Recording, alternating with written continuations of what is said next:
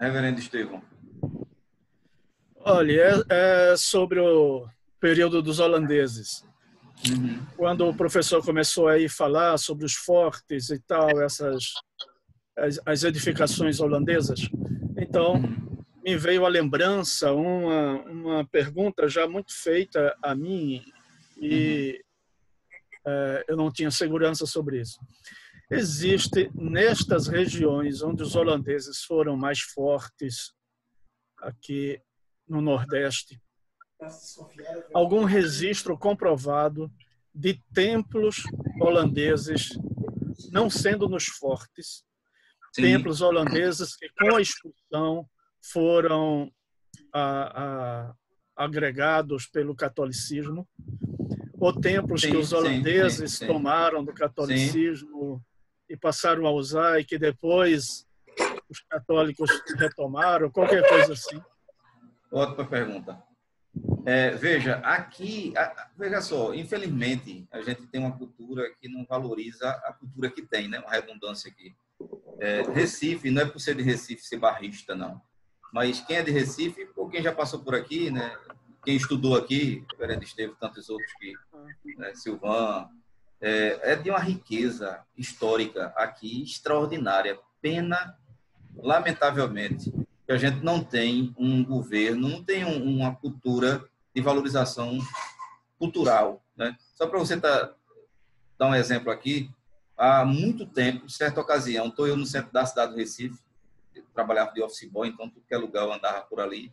Estou eu numa rua muito conhecida chamada Rua da União e quase bato minha cabeça numa outra cabeça A rua de Manuel Bandeira, né? exatamente, numa cabeça que tem de cimento, fincada numa casa daquela. Tive que me abaixar, tomei até um susto. Aí eu paro, vou lá olhar, é nada mais, nada menos que a casa em que Manuel Bandeira passou a infância, a casa da avó, dos avós. E é um... Mas veja, eu estou lembrando disso porque, infelizmente, a gente não tem essa cultura de valorização. Aí, muito bem, lembra na pergunta, reverendo Estevão, porque aqui, reverendo, nós temos, por exemplo, uma rua muito conhecida chamada Rua do Imperador. Ótimo, achei minha webcam. Olha aí. Achou mesmo, Lucas? Tudo certinho? Desculpa. Não, tranquilo. Eu fiquei contente também, rapaz. Todos nós. Aí, veja, aqui tem uma rua muito conhecida chamada Rua do Imperador. No final da Rua do Imperador tem uma praça muito conhecida chamada Praça 17, né, que lembra ali a Revolução de 1817, a tentativa, tudo tal. E naquela praça, eu levei o reverendo Alderi lá para ele ver isso. Tem uma igreja, reverendo Estevão, chamada Igreja do Divino Espírito Santo. Aquela igreja que tem esse nome, Igreja do Divino Espírito Santo, ali está, naquela igreja, os resquícios da primeira igreja construída no período dos holandeses aqui. A primeira igreja calvinista construída no Brasil. Está lá os resquícios.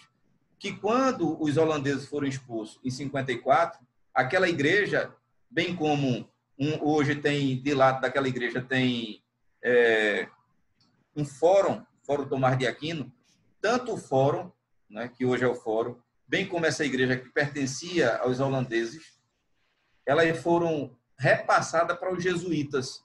Então, a igreja foi ocupada pelos jesuítas, bem como também o que é hoje o fórum, se tornou ali um colégio, um local em que os jesuítas se agregavam, se reuniam. Então, nós temos... Né, o livro do reverendo Francisco Leonardo, ele é muito rico nessas informações de formação, nesse sentido aí. Mas fique certo que a gente tem. E, de igual modo, também, quando os holandeses invadiram, veja, quando os holandeses invadiram aqui, bem como também franceses ficaram mais ali na Baía da Guanabara, né? E o tempo foi muito rápido. Eles estavam mais preocupados com a ilha, a exploração da ilha, e tendo em vista também que Villegagnon era conhecido como Caim das Américas, né? Como traidor, ele não estava preocupado dessa questão religiosa. Tanto é que depois vai ter o problema com esses calvinistas, os huguenotes que vêm para cá. Mas, diferentemente do período maior, que é o período dos holandeses, e muito particularmente esse período de Nassau, que vai, o período holandês 1630 a 1654, a gente vai falar sobre isso na próxima aula, mais detalhadamente. Nassau tem ali entre 7 a 8 anos aqui. Ele chega em 37, vai ficar até 44, por aí mais ou menos. Então, com Nassau, a gente vai ver mais essa presença de preocupação protestante em relação à construção. Então, isso era muito comum, né? Que esses invasores, quando vinham, eles tiravam tudo aquilo que não era de seu interesse, os santos, né? Quando não quebravam, queimavam, jogavam no mar, os sinos eram retirados, né? E geralmente mandavam para a Holanda ou para outros países para fundição, e os sinos fundidos agora, né, derretidos ali, aquele material, servia para a construção de novas armas que eles iriam utilizar em possíveis invasões. Então, isso é muito comum. Mas nessa igreja ainda aqui, no centro da cidade do Recife, essa igreja do Divino Espírito Santo, eu levei já o reverendo Alderi lá, num dia estava fechado, e noutra ocasião eu levei o Wilson de Santana, que é um pastor presbiteriano, professor também de história da igreja lá do JMC, infelizmente.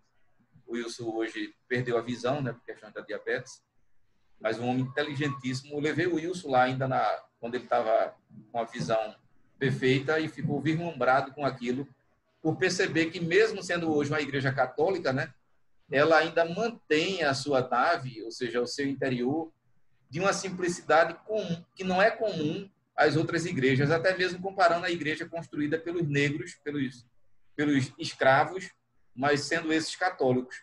Então, essa igreja construída pelos holandeses, né, pelos calvinistas, ela é de uma simplicidade enorme até os dias de hoje, na sua estrutura física. Não sei se eu lhe respondi, reverendo. Isso. Obrigado. De nada. Mais alguém que queria fazer alguma pergunta, alguma colocação? Eu queria fazer uma pergunta, pastor.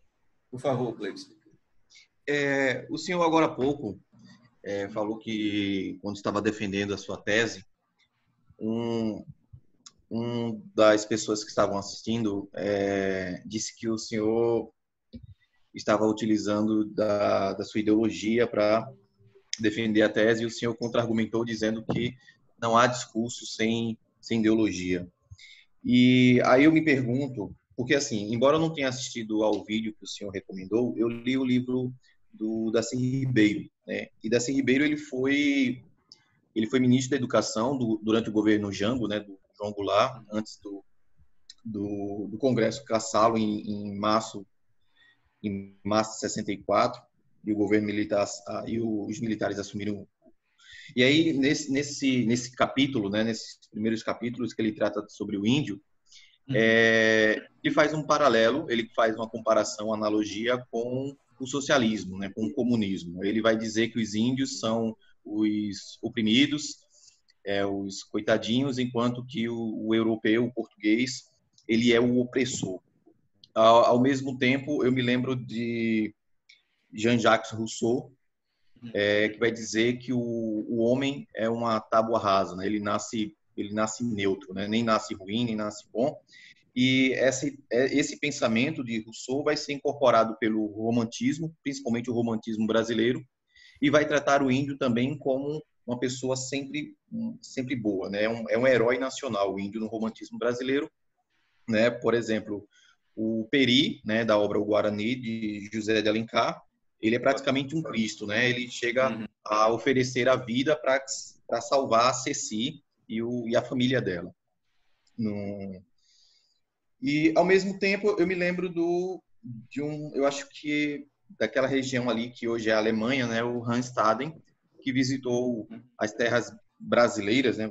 Vamos assim dizer, ainda no século XVI, e tratou o índio de uma maneira bem diferente desses outros dois, né? O índio nem era um coitadinho, nem era um grande herói, mas pessoa que era capaz até mesmo de comer a carne de um outro ser humano, porque acreditava que iria adquirir o seu poder, né? Vamos dizer assim, a sua vitalidade, a sua força, a sua coragem. Para o senhor, qual é a visão mais próxima da realidade? A visão do índio herói, a visão do índio coitadinho, ou a visão do índio malvado, vamos assim dizer? Então, depende da visão que a gente vai olhar o índio, né? Se a gente for olhar ele do ponto de vista socialmente falando, a gente vai ver um grupo, obviamente, que vai ser explorado do ponto de vista social. né, do ponto de vista social. Vem os colonizadores e é aquilo que o Renato Russo bem passa ali em relação, né, mas é aquilo que eu falei, na visão nossa, né, nessa visão social, é o coitado, é o camarada que está ali no bem bom, né? É exatamente a visão que o Darcy Ribeiro passa. O índio precisa de quê para quem? Não precisa de nada. Tudo ele tem, né? Tá ali o instrumento que ele mesmo faz, tá a rede que ele faz, tá a casa que mora centenas de pessoas dentro dela. Então, é um camarada que não precisa absolutamente de nada para ninguém. Eu não preciso de ninguém absolutamente para nada. E, nesse caso, ele é o coitado, né? Na visão sociológica. No nosso caso, né? Na visão teológica, ele é um indivíduo como qualquer um outro. Ou seja, do ponto de vista teologicamente falando, é um pecador como qualquer um outro, né? Carece da graça de Deus, né? É um indivíduo que, independentemente da condição que ele se encontra, de ter ou não uma cama para dormir, diferentemente de nós, né? Ter ou não um lençol para se cobrir, ou coisa do tipo, né? Ter sido explorado ou não, o destino é o mesmo dele, como vai ser como qualquer um outro. Então, assim, como eu disse, vai depender da nossa visão. Então, eu não o vejo como um coitado. Obviamente que, olhando para o contexto de colonização, ele é explorado, indiscutivelmente, né? Mas, olhando do ponto de vista teológico, ele não é diferente absolutamente em nada de ninguém. Essa é uma discussão muito interessante, porque, por exemplo,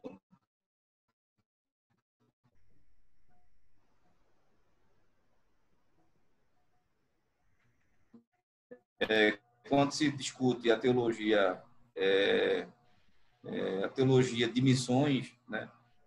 Quem pense, tribos não alcançaram o evangelho, não chegou a ela. Aí tem gente assim ainda? Claro que tem. Conheço várias histórias. Então, esses índios que lá morrem, né? Que agora estão morrendo, que já morreram, qual é a alternativa que eles têm diante de Deus? A alternativa que eles têm diante de Deus é a mesma alternativa que qualquer outra pessoa tem. Eles só serão salvos por intermédio de Cristo. Mas se a mensagem não chegou a ele até agora, eles serão perdidos ou estão perdidos também. E não há uma visão assim que alguém de repente possa argumentar, mas isso é injusto, porque eles não ouviram, não foi porque não quiseram, foi porque a mensagem não chegou até ele. Mas se nós formos olhar desse jeito, né, a gente tem que entender o seguinte: veja bem, se esse é o critério, segundo a Bíblia, por que acontece a morte? A morte é o quê? Segundo o pecado. A morte é o salário mais certo que alguém pode ter. O salário do pecado é a morte. Porque qualquer pessoa na face da terra, independentemente de condição, independentemente do tempo de vida que tenha, um dia é certo que vai morrer. Porque é pecadora. Então, veja, mesmo que a mensagem do evangelho não tenha chegado a essas tribos, mesmo que elas não saibam absolutamente nada sobre o que Adão e Eva fez, isso evita que elas sejam mortas? Não. Elas morrem de igual modo. Não sei se estão pegando aqui esse raciocínio, né? Perfeitamente. Elas morrem do mesmo jeito. Elas não podem chegar e dizer assim: mas peraí, tem alguma coisa errada aqui entre a gente. Por que a gente está morrendo mesmo, hein? Não. Aí alguém chega lá, né? Assim, ó, veja só, porque houve Adão e Eva, tudo tal. Né? Sim, mas o que a gente tem a ver com eles? A gente nem sabia disso, a gente está sabendo agora. E por que o povo morreu antes? Ou seja, independentemente dessa história de Adão e Eva chegar a eles vão morrer, continuar morrendo de todo jeito. Então, a única alternativa para esse índio, que é visto como o bonzinho, né, ser salvo, é por intermédio de Jesus Cristo. Não tem outra opção. É o que Cristo disse: eu sou o caminho, a verdade e a vida, ninguém vem ao Pai a não ser por mim. Então, do ponto de vista teológico, né, que nós conhecemos, o índio é esse indivíduo como qualquer um outro, pecador tanto quanto. Não sei se eu lhe respondi. E a condição também que Paulo coloca em Romanos, que todos são indesculpáveis, né? Todos são indesculpáveis. Então, a condição dele não ter recebido o evangelho não é condição sine qua non para que ele não seja salvo. Pelo contrário. A presença do evangelho é a possibilidade dele não ir para o inferno. Exatamente. Mas também não quer dizer que ele vá. Exatamente. Basta aqui lembrar a nossa população. Quantas pessoas já não ouviram o evangelho, mas nem por causa disso vai deixar de ir o inferno. Exatamente. Cleibson, ficou claro? Ou alguma colocação? Fica à vontade. Perfeito, pastor, perfeito. Ótimo. Augusto levantou a mão aqui. Eu tenho só uma colocação para fazer, né? Que o Cleibson falou aí que o Rousseau é que ele acredita o homem como uma tábua rasa. Na verdade, é o John Locke, né? Que para o John Locke, o homem ele é neutro e aí a influência da sociedade é que vai acabar mexendo com os vieses das pessoas, né? O Rousseau, ele acredita que o homem nasce... Pelágio também pensava assim, já no século IV. Isso, claro, isso não é de agora não, né? O Rousseau, ele na verdade acreditava que o homem era bom, inclinado para o bem, né? E o Hobbes acreditava que o homem era mau, porque Hobbes ele vem de um viés mais protestante, no caso. Uhum. E é interessante. A disputa de Eu Pelágio falei com do Augusto Rousseau porque já... o Rousseau é quem vai influenciar o romantismo aqui no Brasil. A parte filosófica é o Rousseau. Aqui, exatamente. Um detalhe interessante, depois eu vou passar a palavra para Jonadab.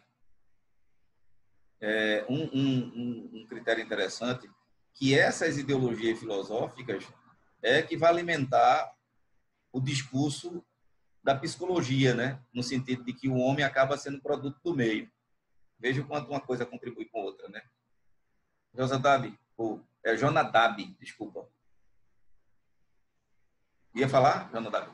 Não, pastor, não ia falar não. Desculpa. Gente, mais alguma colocação, alguma pergunta sobre o que foi visto hoje? Tranquilo? A gente pode dar uma parada por aqui, né? Eu quero mais uma vez agradecer o tempo aí com vocês, né? Tem sido para mim tão bom que passa mais rápido do que a gente imagina. Quando vê, já chegou a hora. Mas espero que tenha sido tempo proveitoso aí para vocês hoje também. Bem, reverendo. Ia falar, reverendo Estevão? Não. Só me despeço de todos. Que Deus abençoe a todos, né? Vamos esperar a próxima semana. Se Deus quiser. Obrigado, pastor. Boa noite. Excelente aula. Um abraço. Obrigado, boa noite. Fique com Deus. Abraço, pastor. Boa noite. Excelente aula mais uma vez. Obrigado.